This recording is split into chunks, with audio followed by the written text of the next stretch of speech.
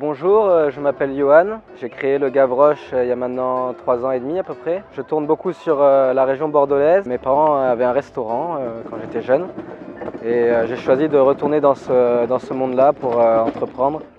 J'ai repris mon parcours scolaire afin de me diplômer en cuisine pour pouvoir monter mon entreprise dans la restauration. Du coup, le food truck me permet d'être plus libre et de pouvoir être privatisé. C'est un petit peu en train de devenir comme les traiteurs en fait.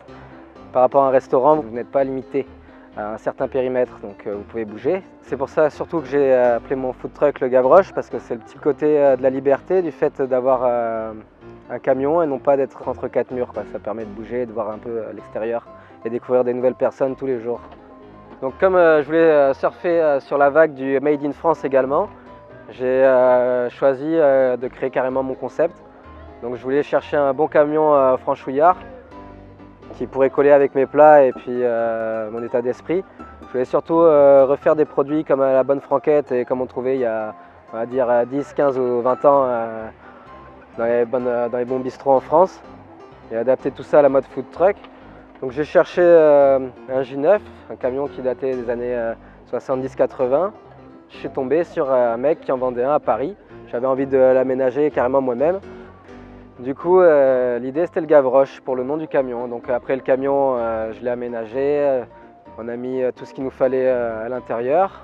Donc vous vous renseignerez sur les normes de la restauration, car ce sont exactement les mêmes. Il vous faut un point lavabo, puis il vous faut pas mal d'autres trucs, des normes gaz, des normes électriques. Donc vous avez des laboratoires partout en France qui vous font passer auxquels vous faites passer votre camion et qui vous donnent des agréments en fait.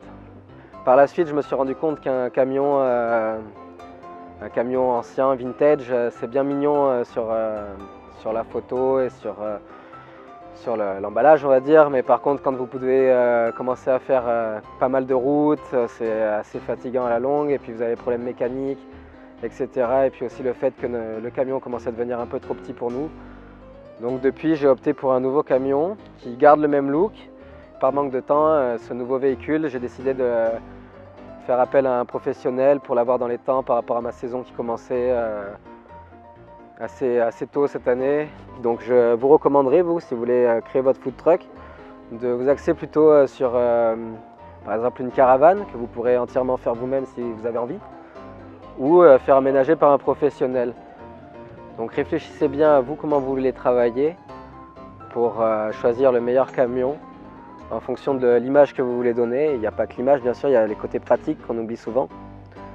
Donc si vous êtes motivé, eh bien n'hésitez surtout pas, foncez et créez votre rêve.